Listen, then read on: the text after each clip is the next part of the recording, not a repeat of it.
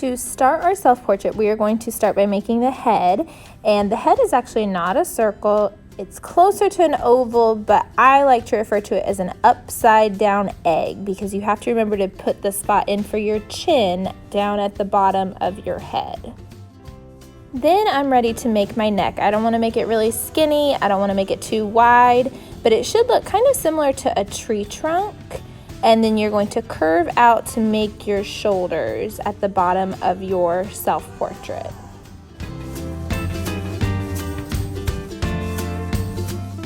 So then I'm going to do my hair. You want to draw a little bit of your hair down over your forehead because your hair doesn't actually start at the very top of your head. It comes down a little bit over your forehead. And we're going to erase some of these lines once I finish drawing out my hair. And if you have shorter hair, I will show you how to do that on the back in just a second.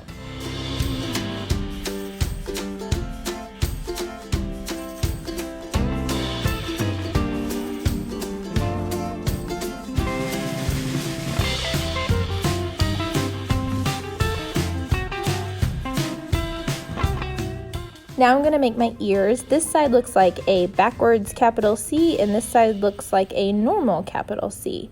To make my eyes, I'm going to make a football shape, so kind of like an oval, but it comes more to a point. And then I draw a circle inside and then a little dot inside of that. If you want to add eyelashes, you can do that, and then you'll do the same thing on the other side for your other eye.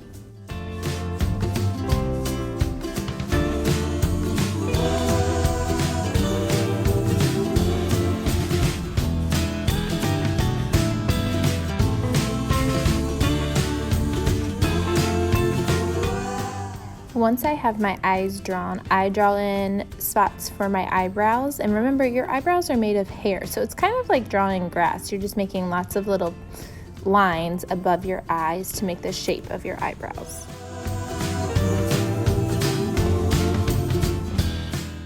To make the nose, I usually make 3 little curves or 3 little waves, and you can leave it like that, or you can make 2 curves on the side, and sometimes I even take one side and go all the way up.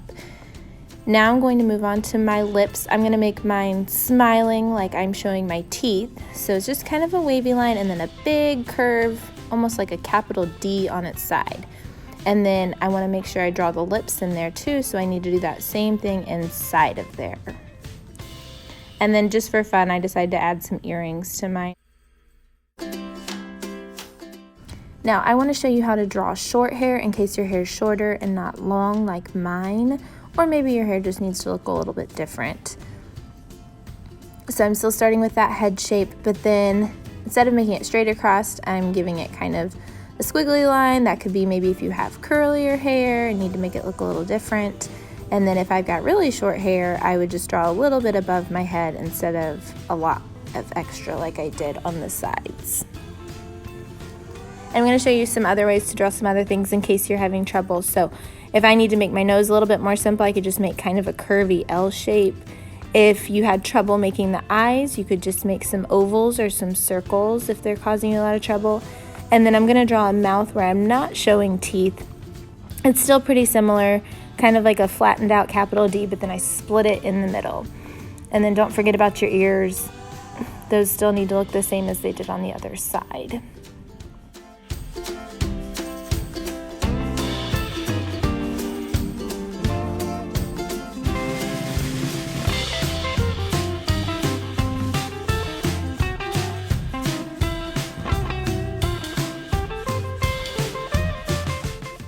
So now I'm going to trace all of my pencil lines with a Sharpie just so that when we color we can still see our lines, because sometimes when we color and we just use pencil, it's hard to tell where our lines are and where things are separated.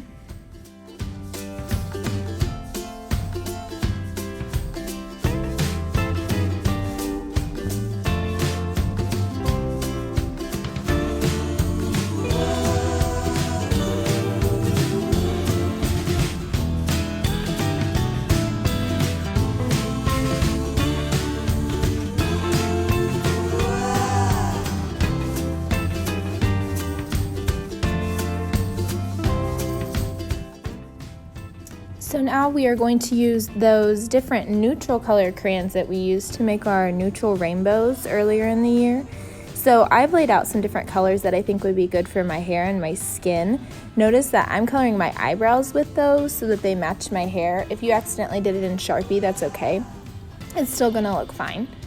And I like to use 2 different shades of brown in my hair just to make it look a little bit more normal. And this brown ended up being a little lighter than I expected. So I decided to put a little bit of a darker brown over that. And notice I'm making lines to make it look more like hair. I'm not just coloring it in solid like I will on my face.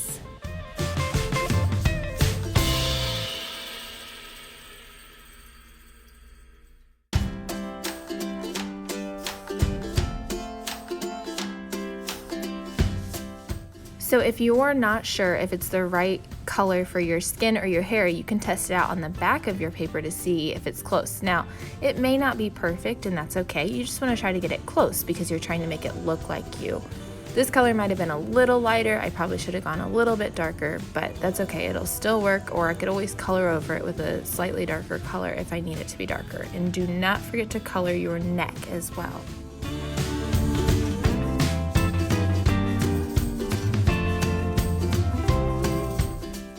So once we have all of our neutral colors done, you will use your own crayons to color in your eyes, and if you didn't already do your lips, make sure you do those as well.